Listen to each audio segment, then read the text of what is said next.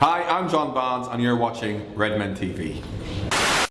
Okay, so we're heading slowly, well actually quickly and inexorably towards the January transfer window. A couple of big rumours, a number of rumours this week started up. We'll discuss the one that everyone kind of discussed and then seems vanished because it's bullshit. First, Alexandro Pato.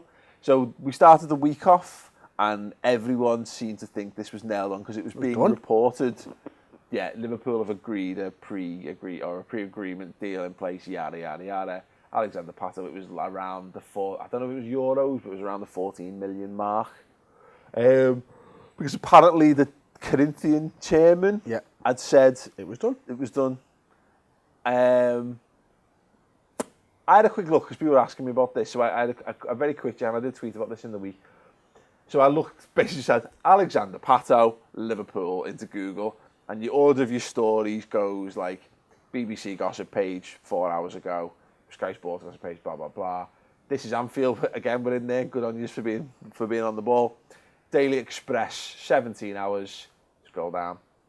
20 hours, and the furthest time period away from that, the Metro. So it was another one of those stories, wasn't it, where it's in single inverted commas. Yeah, as opposed to apostrophes. It looks like a quote. I mean, ultimately, it looks like total bullshit. Yeah, it does, and everything that the Metro writes regarding Liverpool and any other Premier League club is total bullshit when it comes to transfer rumours, especially when they're the first ones reporting it. Yeah. You know, they might jump on the actual bandwagon when somebody else has reported it with actual sources. Yeah, absolutely. They might get it correct then, but generally speaking, 100% of the time, they just make shit up. Let's boil all that back. Let's look at the Pato rumours as a player, as is. If it is, as we strongly suspect, total bullshit, are you disappointed by that? Not really, because I've not followed him for years. I don't know what's happened in his career. I know that he was obviously rated very, very highly at AC Milan. What was that? 6, 7 years ago, maybe now? Maybe 8? I don't know. It seems like a really long time ago. It's somebody He's 26 now. Is he right? And he was, so you talk, when he was really breaking through, he was 18, 19 or so, like, yeah. 8 years. It's a long time in football, and what has the guy achieved in that time? Yeah. I don't know that he's achieved anything in the game of what he should have done when we were building him up, and when he was the star of AC Milan, when they were still a decent side. You know, and now AC Milan have obviously had their fault. He's obviously moved back over to Brazil and stuff, and for me, that's somebody who's given up on his career. You know, or he's completed everything that he wanted to in the game, and then wants to go home and spend time with his family or whatever. I mean, you do get it sometimes. They go back and rebuild and then start again. I guess, like, you know what I mean. Rubino was one of them, wasn't he? Yeah, except he's back again. Is he even back again? Did he go back? No, yeah, I think he went back before City, didn't he? Before City? Did he go Madrid loan deal back and then came to City, did he? Yeah. But yeah, you know, you're right though. I think the general gist is that you go home to wind it down. Carlos Tevez being an example of that. Like, but I don't know. I think that the reason why that name worked is because he's a great example. You know, he was great on. I had him in my Master League team, probably like Pro Evo 2010 or 2011 or something like that. He was great. Bags of pace. Good shot power, all that kind of stuff, like pick him up on the cheap. He carries that with a lot of football fans. So everyone's heard of him. Everyone knows he's an unfulfilled potential. He's a Brazilian international. He's got, I mean, his goal record at Milan was one. I think he scored like 1 in 3. It was better than 1 in 3. It was about 1 in 2. Really? No, 1 in 2. Not to lie. It's 1 in 2.25 or something like that. Like, so he scored around 50 odd goals in about 120 games. Say for thereabouts. His goal return's not been that good. I think he scored 10 in 31 in this season because I think the Brazilian league is they play it in a different time, so like they're much further into the season than we are.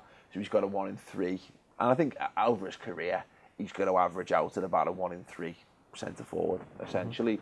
But there will always be that. You know, you talk of like, you know, let's just talk pure money ball. the guy clearly had something about him. Yeah. It got him his move to Milan. It got him into the national team. And I'm guessing he's not one of those like the Nike Brazilians, as they used to call them in the 90s.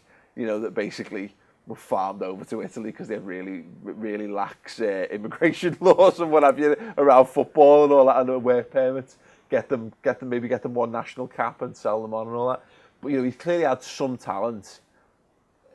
He's still young.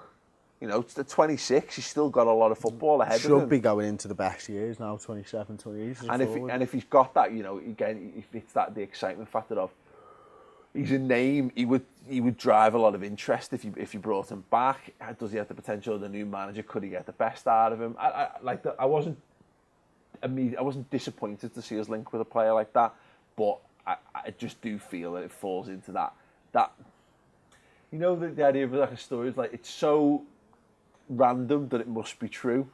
You know, I think that's the levels of inception that clickbait websites and stuff have got to now, that they kind of think, ooh, what kind of name could we use to get Liverpool fans excited? I think he falls into that for me. It'd be interesting to know people watching though, you know, what are your thoughts on Alex Pato? Because the way that it's being talked about, like the chairman, I think they've come out and denied it since, said there's been no contact.